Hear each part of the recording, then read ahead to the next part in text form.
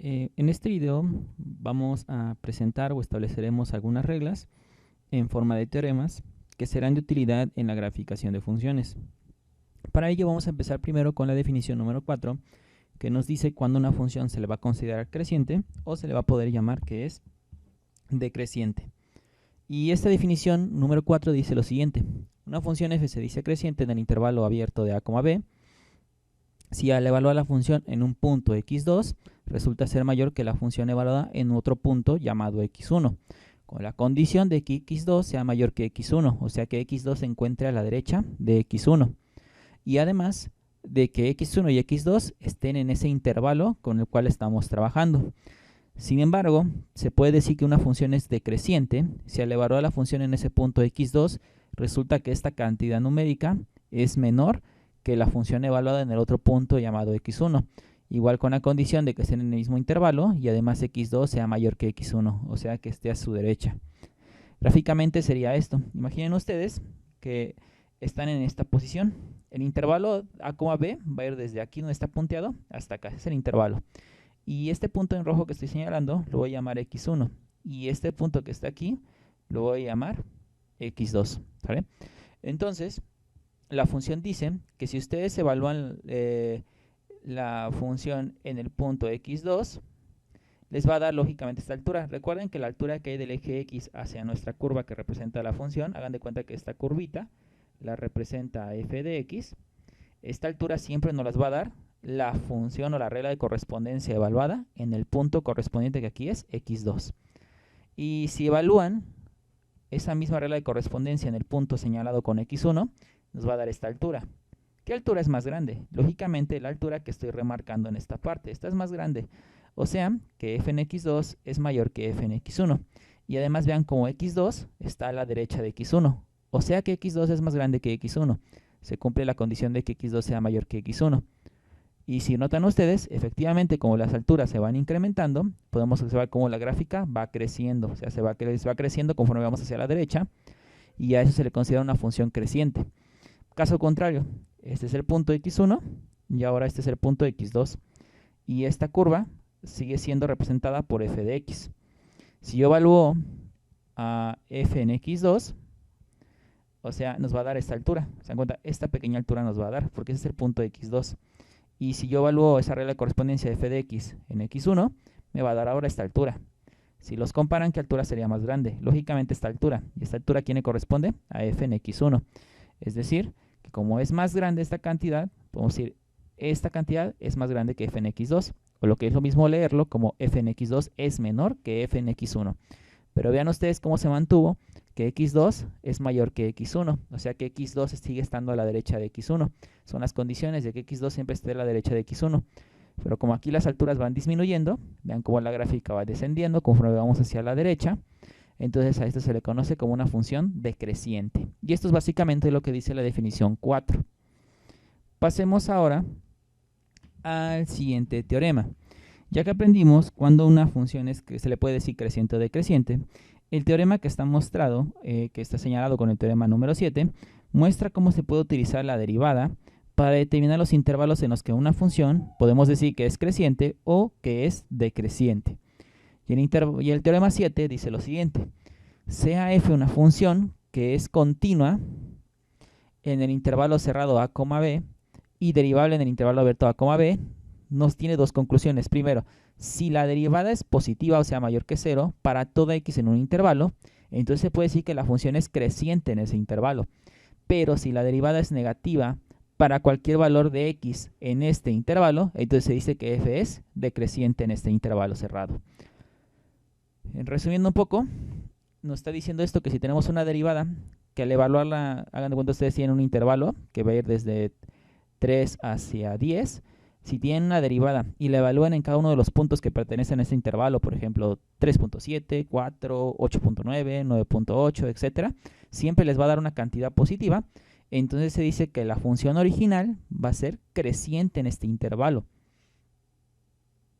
Pero si al evaluarlo en estos números la derivada da cantidad negativa, se dice entonces que la función es decreciente en todo el intervalo. En este caso el intervalo cerrado, 3,10. Lo que dice el teorema número 7. Bueno, Para la demostración de este teorema número 7 vamos a concentrarnos en demostrar únicamente el inciso 1, ya que el inciso 2 pues sería de una manera bastante similar. Aquí viene una utilidad bastante buena para el teorema de valor medio que estudiamos en los dos videos anteriores a este. Recuerden que el teorema de valor medio nos decía que existía un número x0 tal que evaluado en su derivada de f resultaba ser igual a f en b menos f en a, todo esto sobre b menos a. Y con las hipótesis para que esta conclusión fuera cierta es que la función fuera continua en un intervalo cerrado y derivable en el mismo intervalo pero abierto. Y si eso pasaba, satisfacía esas dos hipótesis, la conclusión del teorema es que esto ocurría. De ahí vamos a partir. Si ustedes se dan cuenta, el teorema 7 parte de su hipótesis de que sea una función continua en un intervalo cerrado y derivable en un intervalo abierto. Si se dan cuenta, las hipótesis o las condiciones que exige el teorema número 7 son las mismas que la del teorema de valor medio. Como son las mismas que exige, por lo tanto soy libre de aplicar el teorema de valor medio porque ya se están cumpliendo sus hipótesis. Ahora, voy a aplicar el teorema de valor medio, pero ¿a quién se lo vas a aplicar? Recuerden que el teorema de valor medio se aplica entre dos números. Si yo tengo aquí una función, digamos, como estoy demostrando en el inciso 1, voy a considerar una función creciente. Va a tener, por ejemplo, una forma como la mostrada, algo por el estilo. Vamos a decir que en esta parte va a estar A y en esta parte va a ser B. Entonces yo voy a aplicarle, voy a pensar que acá hay dos puntos, este va a ser el punto x1 y este va a ser el punto x2. Y voy a decir que aquí voy a tener un número x0 que satisface la conclusión del teorema de valor medio. Vean que es un punto intermedio entre estos dos. Entonces, en lugar de tener aquí f en b y f en a, como le estoy aplicando entre el punto x1 y x2, eso quiere decir que b va a ser el x2 y que el a va a ser el x1. Y aquí está la notación que manejamos en el teorema de valor medio. Solo les hago la observación de cómo lo voy a aplicar entre el punto x1 y el punto x2. B tiene que ser forzosamente x2 y A tiene que ser x1. Recuerden que A es el primer punto en el que se está aplicando y B es el segundo punto. Por lo cual, por el teorema de valor medio, esto quedaría que f' en x0 es igual a f evaluada en x2 menos f evaluada en x1. Todo esto sobre b menos a, que sería x2 menos x1. Y aquí está la conclusión del teorema de valor medio. ¿Pero para qué la quiero? Bueno, si yo x2 menos x1, digamos, lo paso multiplicando del otro lado, o sea que multiplico en ambos lados de la igualdad por x2 menos x1, tendría algo como esto. F' en x0 por x2 menos x1. Todo esto va a ser igual a f en x2 menos f en x1. Quedaría de esa manera. ¿Cuál es lo importante de esto? Bueno, vean una condición que se está poniendo aquí. Primero, yo estoy diciendo que x2 está a la derecha de x1. Como x2 está a la derecha de x1, ¿eso qué me garantiza? Que x2 debe ser forzosamente mayor que x1. Y además, el primer inciso, digamos, su condición o su hipótesis para ser aplicado, es que la derivada sea positiva en todo ese intervalo. Esa es la conclusión, la hipótesis, perdón.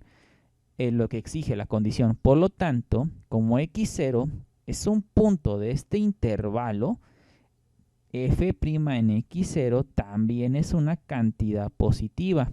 Eso quiere decir que el producto de f' en x0, que es una cantidad positiva, por x2 menos x1, que también es una cantidad positiva. ¿Cómo sé que esto es una cantidad positiva? Porque se van a la primera desigualdad en esta que está aquí. Yo puedo decir que x2 menos x1 es mayor que 0, trasladando el x1 al otro lado. Y vean que esto qué quiere decir, que la diferencia entre x2 y x1 es una cantidad positiva. Entonces tenemos positivo por positivo va a ser una cantidad positiva. Eso quiere decir que el producto de f' en x0 por x2 menos x1 es una cantidad positiva. Pero como este producto es igual a esta diferencia, forzosamente f en x2 menos f en x1 también tiene que ser una cantidad positiva, puesto que son iguales. Y como el lado izquierdo ya sabemos que es positivo, forzosamente el lado derecho tiene que ser positivo. Pero esto se puede reescribir como f en x2 mayor que f en x1. Entonces, ¿qué podemos decir? Que f en x2 es mayor que f en x1 y también que x2, voy a poner aquí, como habíamos concluido, es mayor que x1. ¿Esto qué quiere decir? Bueno, si yo me regreso a la definición capa 4, que es la que habíamos visto anteriormente, nos decía que si f en x2, aquí lo tengo, es mayor que f en x1, cuando x2 es mayor que x1, eso quiere decir que la función que era creciente. Y a mí me dio eso, por lo tanto que tenemos que la función es creciente. ¿En dónde? Pues en el intervalo a, b. Es por eso que vean que la derivada nos ayuda cuando saber que una función va a ser creciente o cuando una función va a ser decreciente. Es lo que nos puede ayudar la derivada. Es una aplicación bastante útil y vean cómo el teorema de valor medio nos apoyó a demostrar este hecho. Ahora viene nuestro problema. ¿Cómo saber esos intervalos? Porque aquí vean, en la condición dice que f' de x, esto ya fue la demostración, pero para utilizarlo dice que la derivada sea positiva, sea mayor que 0 para todo x en un intervalo. Esa sería la pregunta ahora. ¿Cómo yo voy a saber cuándo la derivada va a ser una cantidad positiva y en qué intervalo siempre va a ser una cantidad positiva? Pues nos podemos apoyar de lo que aprendimos en límites, lo cual es lo siguiente. Voy a borrar esta pequeña parte para tener un poco más de espacio. Y bueno, imaginen ustedes que tienen esta gráfica. Una gráfica como la que está aquí. Y también recuerden que la derivada de una función sigue siendo una función. Por lo cual, si la derivada, o sea, f' de x es una función, tiene que tener una gráfica. Y su gráfica vamos a suponer que fuera algo como esto. Que esta fuera su gráfica, pensemos. Que esta, su representación fuera f' de x. Si se dan cuenta, está tocando aquí, en esta parte, vamos a pensar, esto donde les marqué, aquí está tocando a nuestro eje x. Cuando una gráfica de una función toca el eje x, ¿qué quiere decir? Que se está convirtiendo en 0 ahí. Es decir, en este punto, nuestra derivada forzosamente tiene que valer 0, porque es cuando tocaría el eje x. Por lo cual, si ustedes observan, si logro encontrar el punto donde la derivada se convierte en 0, sería esta representación, que nuestra curva está tocando al eje x. Eso quiere decir, si por ejemplo ustedes tomaran aquí un valor, cualquier valor que ustedes quieran, pueden tomar uno de por acá, o de por acá, o de por acá, vean que simplemente que esté sobre que sea parte donde está trabajando la función, o sea, no vayan a tomar uno de por acá porque ni siquiera la función está trabajando ahí. Cualquiera de estos valores, el que ustedes quieran. Cualquiera de ellos vamos a llamarlo para el eje x, la coordenada k. Y si ustedes evalúan la derivada en la coordenada k, la cantidad, ¿cómo será? Recuerdan que cuando ustedes evalúan si esta curva la representa f' de x y ustedes la evalúan en un punto en el eje x con una coordenada determinada, en este caso k, lo que nos daba, les había dicho, era la altura que hay del eje x a su gráfica. Entonces, esta altura, ¿cómo tendría que ser? Forzosamente positiva. Y cualquier otro valor que ustedes tomen de aquí, que les va a seguir dando cantidades positivas, porque la altura sigue siendo en la parte positiva del eje y. Ahora, aquí hay un 0, y ya me paso, quiere decir que en el 0 hay un cambio, o sea, ya sea que la gráfica pasó por debajo del eje x, o inclusive que la gráfica pueda pasar por encima del eje x. Y aquí también hay varios valores disponibles que yo puedo tomar. Si por ejemplo tomar este valor, también lo vamos a llamar k, y yo evalúo la función, o sea, f' en ese valor k, la altura ahora va a ser esta. Y esa altura, ¿cómo sería en esta parte? Sería una cantidad negativa. ¿Sale? Entonces, así es como podemos verlo, porque vean que cualquier otro punto que yo tome de por aquí, no importa cualquier punto que yo tome de esto, siempre que lo evalúe va a ser una cantidad negativa.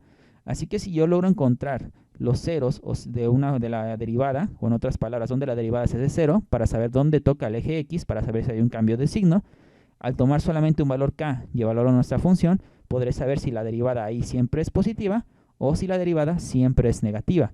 Y ese valor f' de k recibe un nombre y lo llamaremos el valor de prueba de f' de x para el intervalo. Ya teniendo esto, hagamos un ejemplo como el que tenemos aquí. Sea f de x igual a 1/3 de x cúbica menos x cuadrada menos 3x más 3, encontrar los intervalos en los que f es creciente o decreciente y utiliza la información resultante para graficar la función. Bueno, para resolver este ejercicio, para saber dónde la función, en qué intervalo siempre va a ser creciente o decreciente, hay que aplicar esto que les expliqué aquí. Conocer cuál es la derivada, porque la derivada va a representar a esta curva. Buscamos entonces a la derivada. Y tendríamos f' de x va a ser igual a, derivando esto, la derivada de un tercio de x cúbica sería x cuadrada, la derivada de menos x cuadrada sería menos 2x, la derivada de menos 3x sería menos 3 y la derivada de 3 sería 0.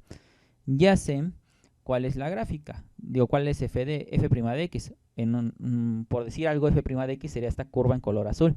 Ahora falta conocer cuándo esta curva en color azul va a tocar al eje x. ¿Cuándo sé cuándo lo va a tocar? Pues simplemente cuando la derivada se vuelva a 0, quiere decir que está tocando el eje x. Esto lo podemos resolver por factorización. Podemos poner x menos 3 por x más 1 igual a 0. Quiere decir que x menos 3 es igual a 0. O bien x más 1 es igual a 0. Y esto quedaría x es igual a 3. Y x es igual a 1. Quiere decir, menos 1, perdón, aquí. Quiere decir que nuestra gráfica, en lugar de tocar una sola vez al eje x, como aquí estaban observando, en esta ocasión la está tocando dos veces. Hagan de cuenta que esta es su gráfica y ahora tendríamos algo como esto. Una y dos veces está tocando al eje x. Eso quiere decir que voy a tener que tomar un valor de prueba de esta región, otro valor de prueba aquí y otro valor de prueba aquí para saber si estaba por encima del eje x la curva o por debajo del eje x. Ahora, esos intervalos donde yo voy a tomar las pruebas, o sea, vean, aquí están nuestros intervalos. Este va a ser un intervalo, este va a ser otro intervalo y este es otro intervalo. Los intervalos, vean que ya supe cuántos son, gracias a que sé cuándo la gráfica de la derivada va a tocar al eje x. Y esas representaciones las vamos a poner aquí, intervalo. Vamos a poner aquí intervalo. Ustedes tendrán que hacer una tablita parecida. El primer intervalo, como el dominio, vamos a la derivada, esta es la derivada. Su dominio va a trabajar, digamos, desde menos infinito hacia infinito. Ese menos infinito hacia infinito que yo tendría aquí, lo voy a dividir de acuerdo a estos números, porque estos números son donde yo sé que esta función o esta derivada va a tocar al eje x. Así que este intervalo se parte de acuerdo a estos números. De menos infinito, ¿quién va primero? ¿El 3 o el menos 1? El menos 1, entonces aquí ponemos menos infinito hacia menos 1. Continúo desde el menos 1, ahora ¿hacia dónde? Hacia el 3. Ahora continúo desde el 3 hacia el dónde? Hacia infinito. Y quedaría de esa manera. Ahí están nuestros intervalos. Entonces, ahora vamos a seleccionar a los números k. Aquí voy a poner aquí, número k. Esos números k son los que les decía aquí. ¿Qué numerito van a tomar de esta parte? ¿Cuál van a tomar de esta parte? ¿Y cuál de esta parte? Esos números que estoy señalando los va a representar k. Aquí el número, por ejemplo, que yo voy a tomar es el 5. Aquí voy a tomar lo que es bueno, no el 5, el menos 2. Vamos a tomar aquí el menos 2. Vean que el menos 2 es un punto de este intervalo. Puede ser que ustedes quieran, puede ser menos 20, menos 30, menos 1000, menos 2 millones, el número que ustedes quieran, pero que esté en este intervalo. Lógicamente, si alguien de ustedes dice, el 0. El 0 no, porque el 0 no está en este intervalo. Ahora, ya que tengo ese número, voy a pasarme al otro intervalo y voy a elegir otro número con el cual voy a probar. Un número, yo les recomiendo tomar siempre los más fáciles que vean del intervalo. En este caso, pues un sencillo sería el 0. El 0 pertenece a este intervalo. Y en el otro intervalo, pues tomaría el 4. El 4 es parte de este intervalo. Ahora, recuerden que a f' evaluada en k le dimos el nombre de valor de prueba. Entonces, aquí vamos a poner valor de prueba. Recuerden que el valor de prueba es f' evaluada en k. Eso quiere decir que esta k la voy a evaluar en la derivada. Voy a poner f' evaluada en menos 2. Y esto nos va a quedar como menos 2 al cuadrado, menos 2 por menos 2, menos 3. Quiere decir que sus x las voy a cambiar por menos 2. Menos 2 al cuadrado es 4, menos 2 por menos 2 es más 4, y lo tendré aquí menos 3. Y esto sería igual a tener 5. Por lo cual, el resultado de 5 es el valor de prueba. Voy a poner aquí 5. Paso con el otro intervalo. Voy a evaluar f' en el número 0. En la derivada voy a sustituir el 0 y quedaría 0 al cuadrado, menos 2 por 0, menos 3. Y esto va a ser menos 3. Pongo aquí el resultado, menos 3. En el siguiente intervalo, agarré a 4. Voy a evaluar a la derivada ahora en 4, que es el otro valor de prueba. Sería 4 al cuadrado, menos 2 por 4, menos 3. 4 al cuadrado sería 16, menos 2 por 4 sería 8, menos 3. 16 menos 8 sería 8 positivo, menos 3 sería aquí 5 positivo. Y ese 5 positivo lo voy a colocar ahí donde ustedes observaron que puse el 5. Ahora voy a poner aquí signo de f' en x, o sea, el signo de la derivada. El signo aquí es más, aquí es menos y aquí es más. Por lo cual, ya que yo ya conozco los signos, vamos a poner aquí comportamiento de f.